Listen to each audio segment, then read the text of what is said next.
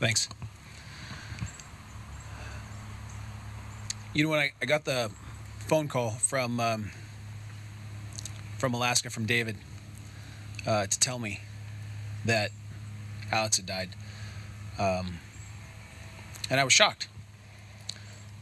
It was shocking news. And the very next thing I felt was shock again, in that I didn't know quite how to feel about it because I didn't know him. I just met him, honestly. I just met him probably 9 months prior, or actually at Debbie's memorial service a couple years prior, for the first time, almost ever. I think I'm his oldest cousin, 20 years about his senior. So when he was a little kid, I was basically doing different stuff. I was gone. And I knew him as a little youngster who was very precocious, very inquisitive, kind of quiet sometimes, but you could tell he was thinking about stuff. The few times I saw him over the years, between 2 years ago and then, in the intervening years, I remember him being very thoughtful, asking questions, but thinking, about what you said.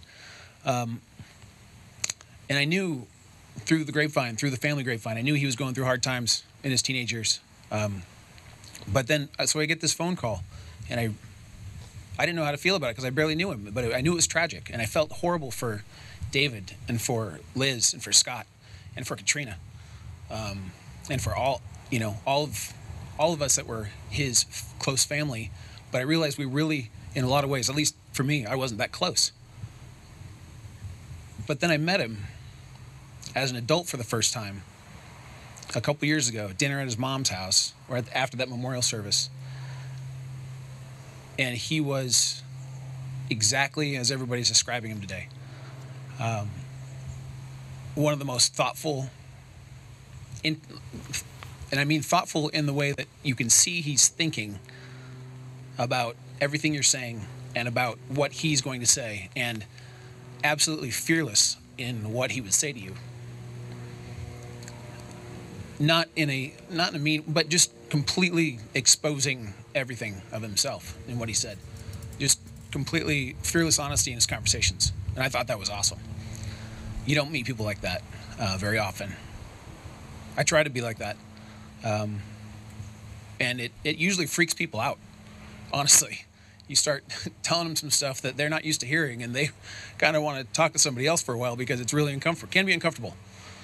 But I thought Alex was,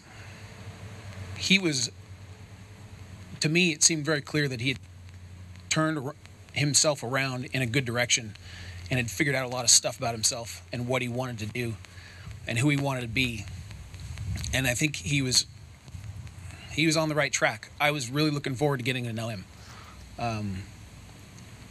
And so ultimately how I feel about it is I feel kind of robbed, honestly, kind of cheated, because I just met him a couple years ago, and then he was at John Dewey, and we exchanged some email, but just barely.